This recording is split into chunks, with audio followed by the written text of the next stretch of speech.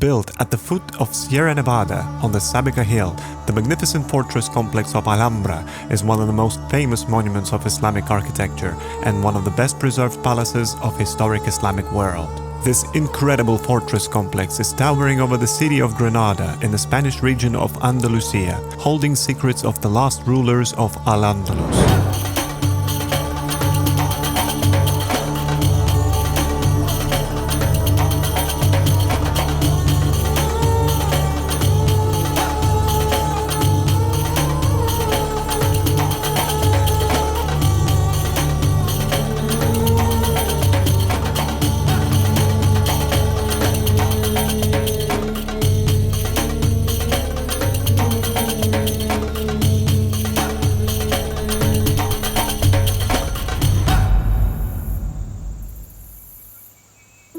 Generalife was a summer palace and a country estate of the Nasrid rulers of the Emirate of Granada. It roughly translates as Garden of the Architect or Garden of the Artist. An early version of the name, recorded in the 16th century, was Generalife. During the Nasrid period, Generalife was a farm and a country villa that was used as a private retreat by the elites. Based on the oldest decorations studied in the palace, the Generalife was most likely constructed by Mohammed II at the end of the 13th century, or possibly by Mohammed III at the beginning of the 14th century. Even if he did not begin its construction, Mohammed III at least contributed to some of its early decoration, as well as being responsible for adding the Mirador chamber at the northern pavilion. Later Nasrid rulers also contributed to its development, and according to inscription, it was remodeled and redecorated soon after by Ismail I in 1319. After the end of Reconquista and the beginning of Spanish Christian rule in Granada, Generalife underwent various changes and additions between 16th and 20th centuries. Among those, the Catholic monarchs added an upper story to the northern pavilion of Patio de la Exequia in 1494, while the adjacent Patio de la Sultana was completely redesigned in the 16th century. Accounts by the veteran traveler Andrea Navagero, who visited Generalife between 1524 and 1526, before most of the Spanish modification had taken place, proved to be very useful to modern scholars in reconstructing the original appearance of the palace and its gardens. From Generalife we are moving towards the central part of the complex.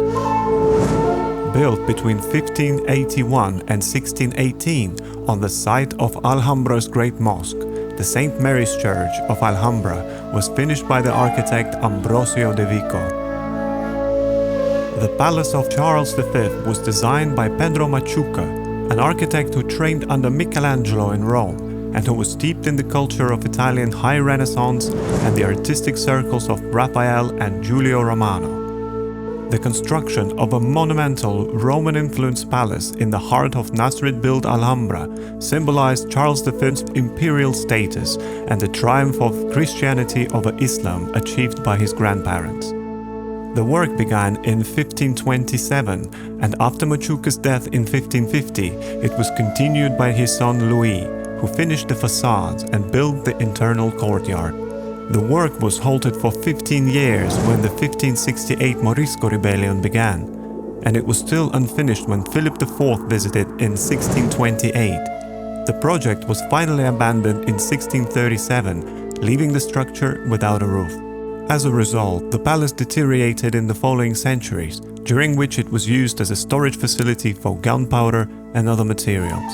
The palace was only completed after 1923, when Leopoldo Terés Balbas initiated its restoration. The roof of the building was finally completed in 1967, and today it is home to Alhambra's Museum and the Fine Arts Museum of Granada. Next, we're taking a look at the Nasrid palaces that enclose within their walls the refinement of the last Hispanic Arab governors of Al-Andalus. There are three independent areas in the Nasrid palaces: the Mehwar, the Palace of Comares, and the Palace of the Lions. The founder of the dynasty, Mohammed bin Al-Ammar, began to build Nasrid palaces in the 13th century, although the buildings that have survived to present day are mainly from the 14th century. The semi-public palace of Mehwar was reserved for justice administration and state affairs, where the Sultan received petitions from the public. It also served as the entrance wing to the Comares Palace, which was the official residence of the Sultan and the headquarters of the state. A link between the Palace of Mehwar and the Palace of Comares, the Golden Room was ordered to be built by Mohammed V. It leads to a courtyard with the most important facade of the palace, the facade of Comares. It was erected by Mohammed V to commemorate the capture of Algeciras in 1369 and was the entrance to the private residential area of the palace.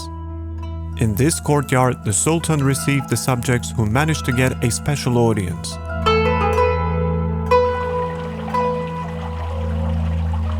The intimate concept of a royal palace, close to the eyes of the curious, harmonizes the robustness of the outer panels with the fragility of interior, where the architectural features become purely ornamental.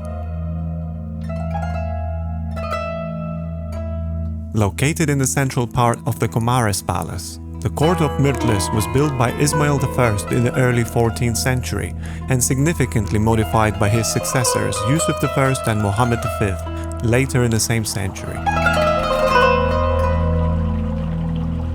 The Comares Tower is the highest tower in Alhambra, standing at 45 meters high. Sheltered inside is the largest hall of the palace, the Hall of the Ambassadors.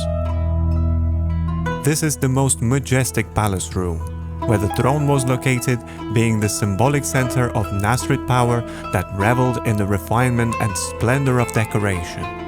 It is said that the council that decided to surrender the city of Granada to the Catholic monarchs took place here.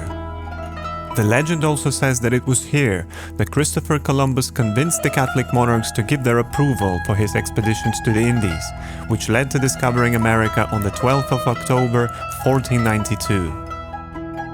When Mohammed V succeeded his father Yusuf I, he did more than just finish the alteration that his father had started. He started building what would become his great work of art, the Palace of the Lions.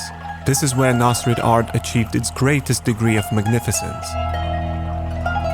This magnificent palace comprises of a central patio, surrounded by several galleries. The Hall of Ambeserajes takes its name from the story of the Ambeserajes knights who were beheaded here, although experts cannot decide who was the king who ordered it. The Hall of Two Sisters was the center of a series of chambers where the Sultana and her family lived. The most impressive element of the hall is the beautiful and perfect dome of Mokarabis. The walls are covered with extremely fine plasterwork on different themes, among which is the classical Nasrid motto, "Only God is victor." Since the Catholic monarchs took the city of Granada, a great number of restorations have been carried out, although the most important works were done under the order of Charles V. Nevertheless, the Alhambra has always maintained its character of a Muslim palace.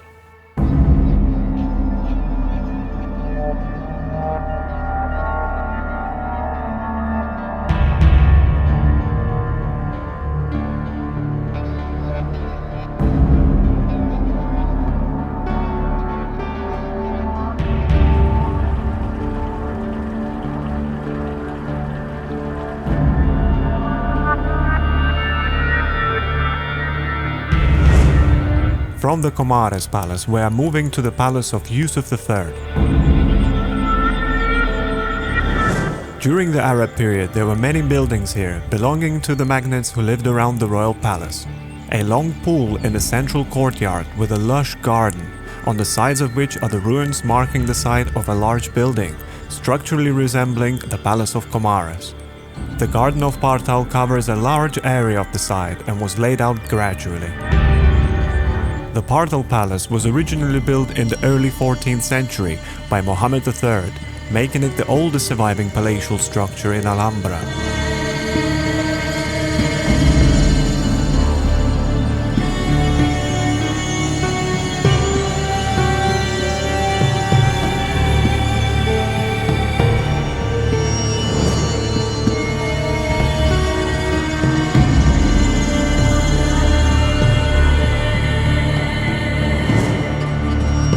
Situated at the western tip of the Sabica hill, the Alcazaba is the oldest surviving part of Alhambra, having been built up to 1238 by the founder of the Nasrid dynasty Muhammad I ibn al-Ammar. It stands on the site of an earlier fortress built in the 11th century by the Zirid kingdom of Granada.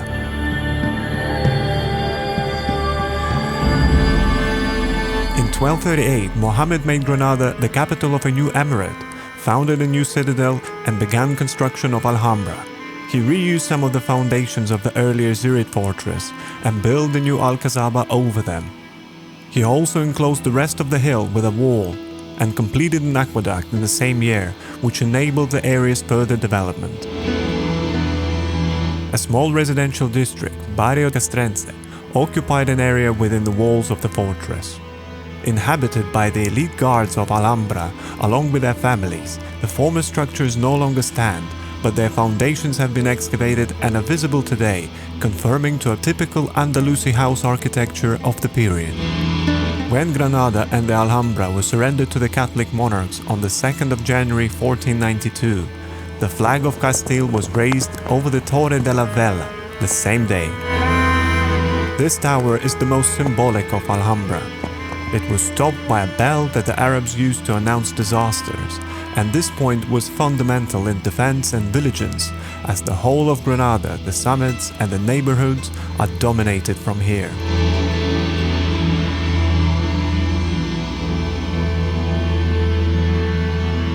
The Adarves Gardens are located at the entrance of Alcazaba. They take their name from being located on the low Adarve of the fortress, and from here you can admire one of the most beautiful landscapes of the city. The Alhambra is a testament to the creativity and ingenuity of the Muslim architects and artisans who designed and built it. It's a perfect blend of form and function, with its intricate geometric patterns, ornate carvings, and grand courtyards. Its beautiful architecture and rich history make it a must-see destination for anyone interested in the history of Spain.